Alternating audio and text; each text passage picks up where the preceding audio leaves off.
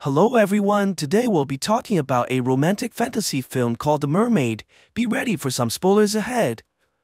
In a society where humans are polluting the environment and killing all the species by destroying their homes, a collection of wealthy people are bidding to buy an island called the Green Gulf. The prices become ridiculous after many races from the competitions, but a businessman called Leo manages to purchase the land after agreeing to pay well over $20 billion. The business tycoons all gather towards Leo's home, appearing in their fancy vehicles one after the other, including a billionaire called Chan, who looks like a Walmart version of Iron Man. Leo welcomes everyone into the house, but the people soon revealed that the entire bidding was a ploy to make the man lose a lot of money, as the island is a conservation area and the home to many dolphins, making the building of real estate impossible. Just when they're laughing at their rival's misfortune, Leo reveals that he actually obtained the permit for construction after proving that the dolphins no longer live there anymore. The people quickly show their true colors, especially Chan, who continuously insults Leo for deceiving him, but his jetpack soon malfunctions, causing the man to fly around like a mosquito. Laughing at how desperate his rivals have become, Leo celebrates immediately by hosting a large party, where the man is surrounded by numerous beautiful women. One of his business rivals, Roland, takes off her watch and throws it into the pool, telling the girls that whoever takes it gets to keep it. After revealing that it's worth $8 million, the women all jump into the waters and desperately try to retrieve the watch, showing that they're nothing more than gold diggers. Roland tells Leo that she wants to be a partner in the new project, while trying to seduce the man by using her female assets and eventually getting a deal. However, their celebration is interrupted by a woman that has very unique makeup on her face, resulting in the bodyguards tackling her down and flipping her onto the ground. Leo immediately stops the chaos and tries to find out who this woman is, but soon realizes that she's not even on the list for the guests. It turns out that the girl's name is Shan, and she continues to flirt awkwardly while throwing her phone number at the man, demanding that he call her for a future date. Trying to end this embarrassment, Leo quickly takes the paper and tells the man to throw her out, thinking that she's nothing more than a fan. The woman goes home while riding on her skateboard, eventually arriving at a house near the Green Gulf, where she enters into a massive cave that brings her onto a boat. It turns out that Shen is a mermaid from the oceans, and all the people in her tribe has been forced into this boat with nowhere to go. The reason Leo was able to obtain the building permit on the Green Gulf was because he put numerous machines into the oceans nearby that creates powerful sonars in the water, driving all the dolphins away and killing anything that dares to return. Little did he know that this also affected the mer people greatly, and their leader Octopus plans to kill the man so that they can finally return to their homes. The mer people plan to achieve this by seducing the man, using their most beautiful girl in the tribe, but their capabilities are highly questionable, as their grandma assassin clearly has difficulty telling the difference between friend and foe. On top of that, their overestimation of Shan's flirting ability is very apparent, as they wait desperately behind her cell phone for Leo to call her, not realizing that the man is planning to have aggressive cuddling with his new business partner. However, the woman manages to completely soil the mood when she reminds the man that they're not on the same level despite their similar wealth, as she was born into royalty and Leo had to earn his money via hard work. Realizing that Roland has always looked down on him, Leo decides to call Shan for a date, telling her that he'll pick her up in 10 minutes. He tells Roland that he regrets making her his partner and begins walking away from the woman, choosing pride over having fun later in the bedroom. The mer people begin to gather up all their weapons and plan to hide behind the walls, getting ready to ambush Leo the moment he enters the place. Shan walks out from the door and shows up alongside her very unique taste of fashion, but only sees Leo's bodyguard here instead of the man himself. They take her to Leo's office building and tells her that their boss will be coming soon, but the girl immediately poisons the water right after the secretary has left. To her surprise, the head of security shows up to examine her instead of her date, and the man notices her grabbing onto the drinks, suspecting that she's trying to poison his boss. The security guard takes the 2 cups and offers her to drink, but Shan's nervousness causes her to forget which one's poisoned, and she's forced to risk her life by swallowing the water. Very soon, her face begins to distort in pain as the security guard looks at her in shock, but it turns out that she simply didn't like the lemon that was in her water. The man laughs at her reaction, but immediately begins to spit out foam from his mouth and falls down onto the ground. The girl tries to save the man by pouring alcohol into his mouth, which cures him from the poison, but the minions give their boss more lemonade to drink from the same cup, causing him to fall down once again. Amidst the chaos, Shan finally sees Leo walking out from the office and begins following the man so that she can finally assassinate her target. She tries throwing the sea urchins at Leo but gets knocked in the head instead as the man shouts at his employees for their incompetence. The woman immediately hides behind the furnitures and tries to ambush her target again, but fails to notice the glass in front of her and gets hit on the face by her own weapon. No matter how many times she tries to throw the urchins, they always seem to come back onto her face like a boomerang, causing her to nearly pass out from the poisons. Xiao refuses to give up and tries to ambush the man from below the couch, but Leo begins dancing to his favorite song called Invincible and dodging all her attacks using his killer moves. He eventually steps on the woman's hand, causing her tremendous pain while he shakes alongside the music. The mermaid tries to stab him with all her might, but ends up piercing herself, as the man appears to be truly invincible. When Leo finally turns his back towards the woman, Shan shakes off the urchins and launches at her target, but only to be hit in the face by a golf club, as the man is shocked to see the girl on the floor. She tries to flirt at the man once again, but Leo only wants her to leave, throwing piles and piles of cash at the woman, thinking that that is all she wants. To his surprise, the girl refuses all his money and confuses him even more,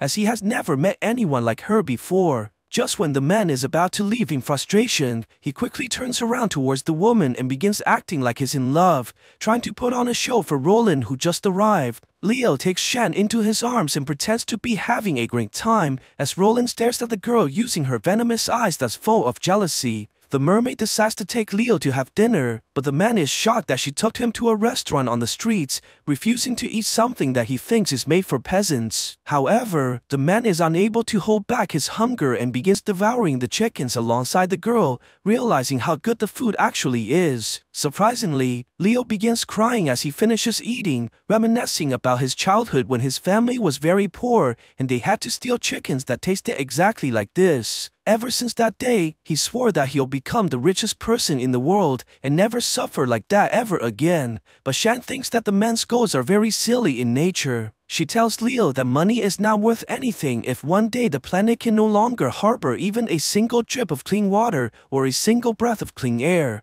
The man is impressed by her idealism and writes her a final check of $1 million, but Shan takes the paper and throws it into the fire, claiming that money means nothing to her and she's only here because she likes him. Shan begins singing to the man, and Leo soon realizes that the woman has the same taste of music as himself, causing him to sing as well. The girl becomes so engulfed in their duet that she unleashes her mermaid voice and shatters all the glass in the area, knocking off the man's fake mustache at the same time. The girl takes Leo onto numerous carnival rides, and the man is finally able to let loose while having a great time as he begins to remember the good memories from his childhood as well. Later that night, they go back to the island where the woman claims that she lives, but her happiness is quickly ended when she receives a phone call from Octopus as her people plan to ambush Leo from behind the door. The man walks the mermaid towards her house and begins holding her hand, while Shan appears to have developed feelings for Leo as well. Before the woman opens the door, she questions Leo about what he wants to see if he only had this moment to live,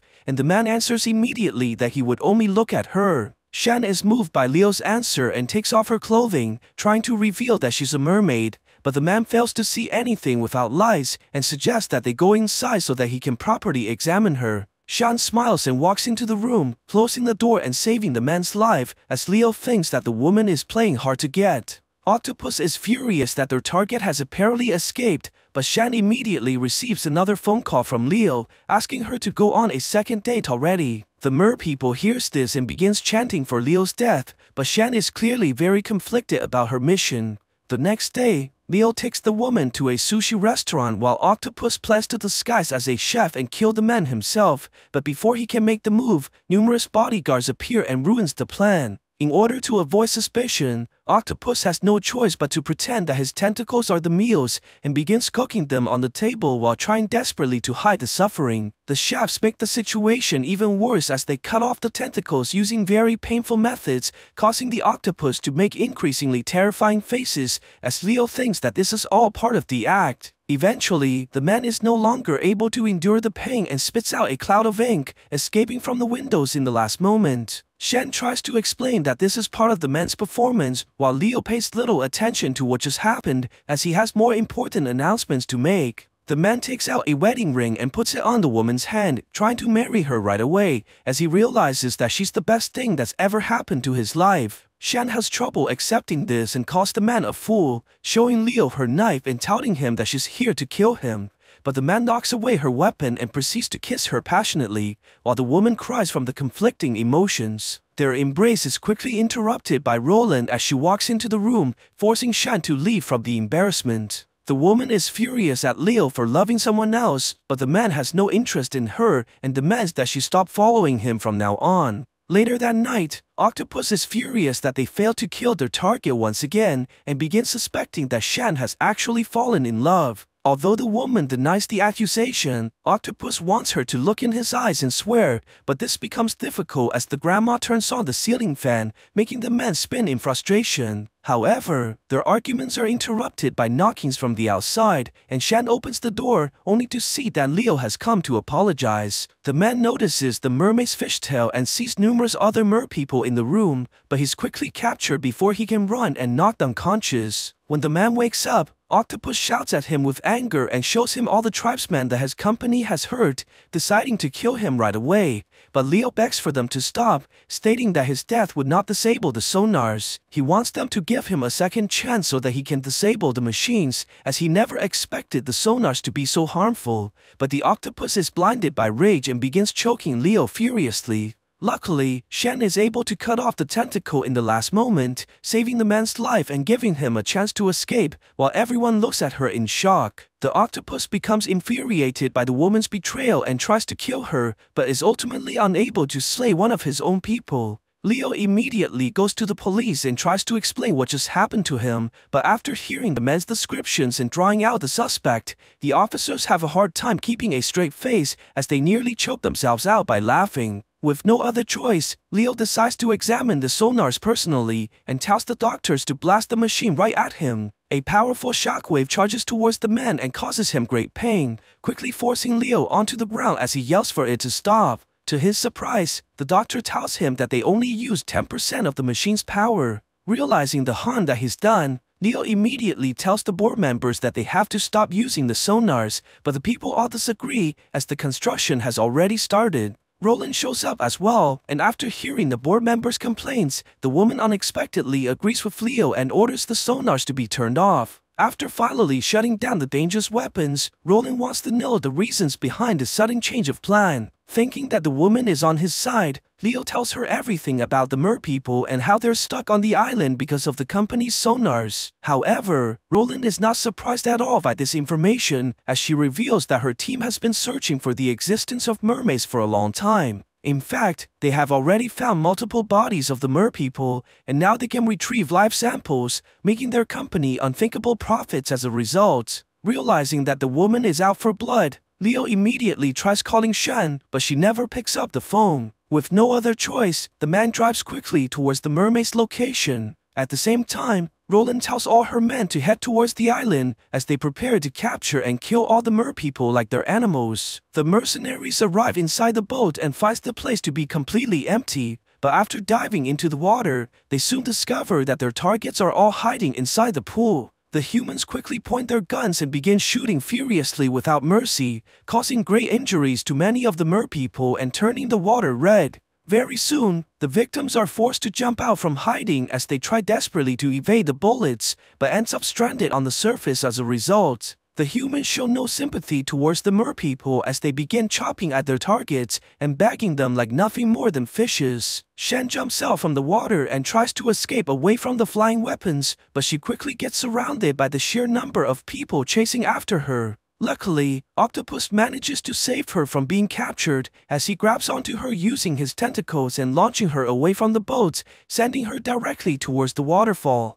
However, the mermaid fails to escape as she gets trapped inside a giant net and pounded numerous times by the humans, causing her to fall towards the ground. Numerous humans charge towards the girl with the intention to kill, but a large wave strikes the attackers and knocks them into the water as the elder mermaid appears to save her people. She raises her giant tail and strikes the water using tremendous force, creating giant waves across the pool that consumes the humans entirely. The elder continues to attack the mercenaries by launching water at them, sending the people towards the walls and disabling them very easily, eventually knocking down all the enemies. Before she can relax, one of the enemies fires a grenade at the mermaid, sending her flying across the boat and dropping into the ocean. The elder is surprised to learn that the sonars are not working anymore and tells her people to run for the oceans, resulting in the remaining survivors to finally escape. Shan tries running for the oceans as well, but is quickly attacked by one of the hooks which prevents her from getting away.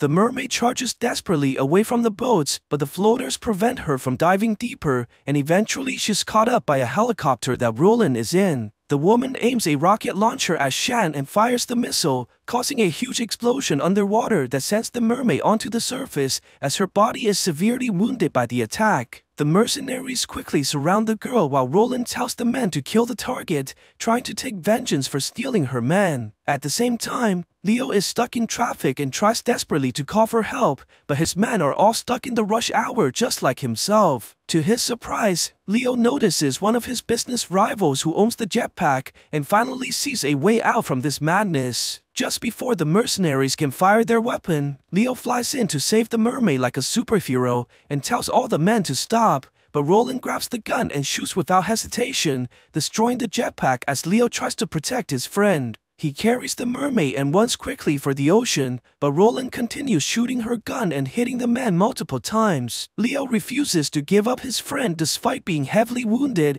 and eventually makes it to the edge of the walkway. He manages to release the mermaid inside the water before finally collapsing from the wounds as the police rushes in to help.